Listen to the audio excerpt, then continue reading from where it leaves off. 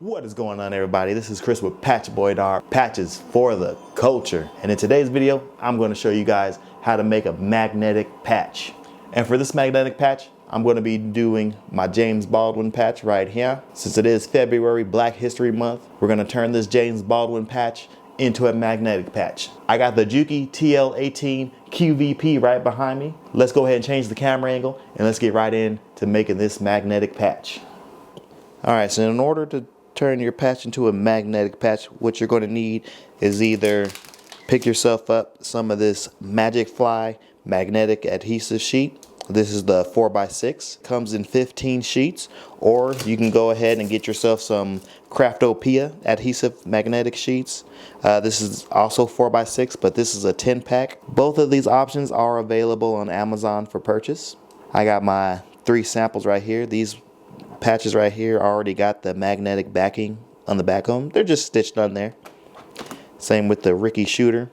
I got the Ricky shooter with the magnetic backing. And for the machine setup, like I said, of course, I am using the Juki TL18 QVP, also known as the Haruka.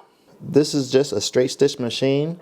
All it does is straight stitching, but it does have like some cool features. It has like the automatic automatic thread cutter button. It also has the needle up and down position button.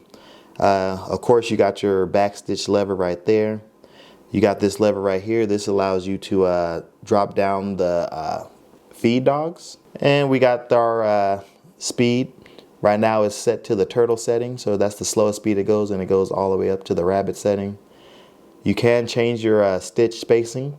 Right now I keep it just below the 3, but I might take it down a little bit more just for stitching that magnetic backing onto the patch. I'm using just a basic thread. This is like a black Coates & Clark thread, I believe. I got this from Joann's, but I got it all threaded up, ready to go. There is some red thread on there, but that's just from when Kalisha was sewing up that awesome Star Wars themed tote. So I'm gonna go ahead and take one of these Magic Fly adhesive backings out the packaging. I opened it up upside down, but you can see it there. And the cool thing about this Magic Fly is they packaged it, each magnet separately. So each magnet comes in its own like little baggie, which is pretty cool. So I'm just go ahead and open this baggie up. Like so. I could potentially reuse this crystal clear baggie if I wanted to, but let's put that off to the side. So here's the Magic Fly magnetic adhesive backing. So under this blue film, there is some adhesive, but look how like pliable this magnetic sheet is, y'all. Like that's like really good. So you don't want to use anything too stiff when you're making your magnetic patches, or if you're just using like making a magnetic project in general. I guess it really depends on what it is you're doing with the magnetic sheet, but I do like the thinness of this Magic Fly. The Craftopia right here is the same thinness, but it ain't as like pliable as this one is. Like it still has this like flexibility, but I really do like this Magic Fly material. So to get it ready, I'm going to remove the blue film from this magnetic strip. If I can get it. You might want to have some fingernails for this part.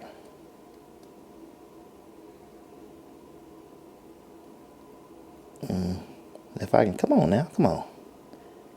Got me struggling on the camera in front of all these people. There we go. So it's starting to come undone, as you guys can see. I'm gonna just go ahead and remove that film. Well, not all of it, but I might remove it up to a certain point where the James Baldwin will fit on there. Maybe to that point. Let me go ahead and lay it down. Yeah, so that should be enough. I'm gonna go ahead and put the James Baldwin patch on. I'm gonna line up the bottom. Let me zoom you guys in more. So I'm gonna align James Baldwin up to the bottom, just so I have a nice clean edge. So like right about there.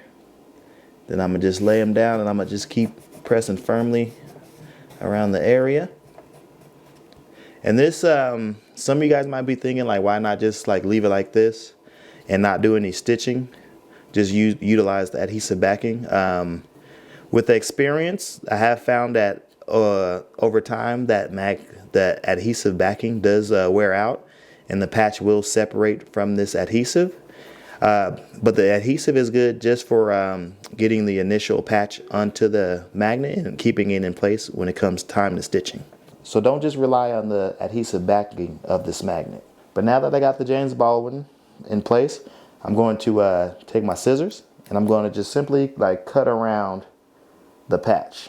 And then I'll have some extra magnetic material that I can use for another patch.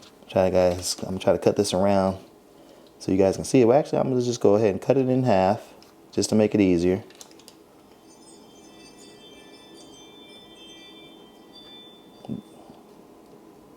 Like that. And then I can put this excess away. I'm gonna put this excess back into the original packaging that it came with. So now I have some extra magnet that I can use for another patch, which is nice. And depending on the size of the patch, you may or may not have extra magnetic material. There's my James Baldwin. Now let me come in here and just go ahead and start cutting around this patch.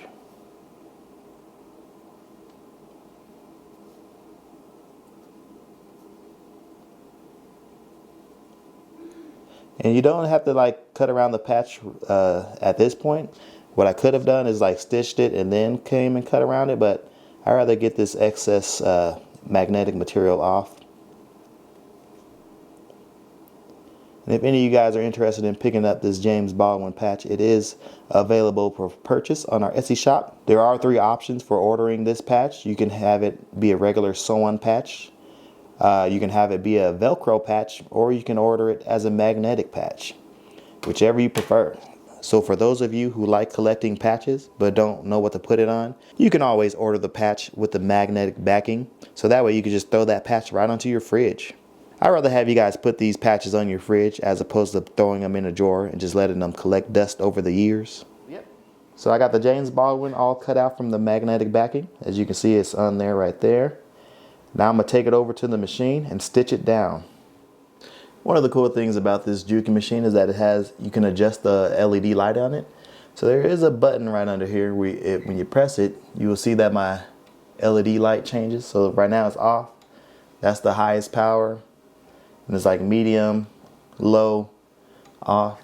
I'm going to keep it on medium. And now we're just going to go ahead and stitch this patch. So let's start stitching this patch. I'm going to take my time. I'm going to start at the top right here along this curve. I am going to change my dial down to about 2.5. And I'm going to start with the turning wheel just to make sure everything's going to line up where I want it to line up. Yes, that's good. That's good. Okay. So now I'm going to go ahead and start stitching it out.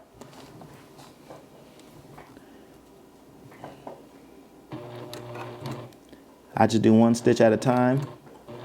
I could go faster, but I want to make sure that I'm precise, because I don't want to mess it up to where the point where the stitching causes too many holes to where the magnetic backing kind of starts to tear away.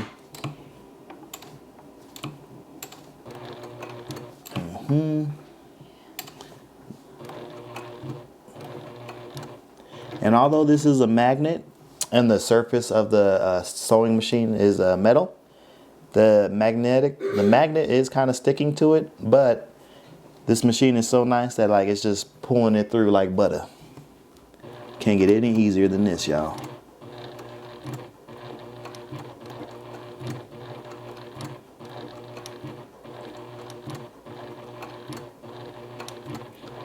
I'm just stitching, going along the curvatures of the face. Also, if there's any patch that you guys might want as magnetic or a Velcro, but it's not like listed on the Etsy shop to where you can select that option, just let me know and I'll go in there and I'll change up those listing settings so that way you guys can order yourself some magnetic versions of a patch or a Velcro version. It's no problem at all. Just some patches are going to be a little bit more difficult to turn into magnetic and or Velcro patches, just because of all the like curves and shapes. But it's doable. Each patch could potentially be a magnetic patch or a Velcro patch. So feel free to reach out. Or maybe if you want yourself a custom magnetic patch or a custom Velcro patch, we could do that as well. All right, I'm gonna go along this straight shot of the bottom of the patch design.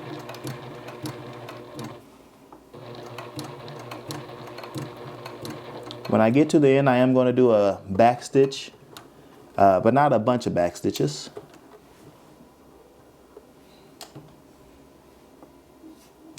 Where am I at? Let me see. Sometimes it's hard to see. Like, it's cool that you can adjust the like LED lights on this Haruka, but one of the cons is like where the LED light is placed, it kind of creates a shadow over what you're stitching. So until like the needle comes up, like you're gonna be you're kind of in the dark for the most part, I would say. So that's just like the one design flaw that this Haruka has. But the machine itself is awesome. I've always wanted me a Juki machine ever since college. I used to work in the costume shop for the theater department. And they had a bunch of industrial Juki machines. And I always wanted one, but I don't have the space to have like a big industrial version. But then I came across like the TL models, which are like smaller, home-based, they're like mid-industrial machines, which is pretty cool. So it gives me all the like functionality of an industrial machine, but it's smaller and but it's more compact and it's easier to transport, as opposed to it being like hunkered down by a big table that it needs to sit onto.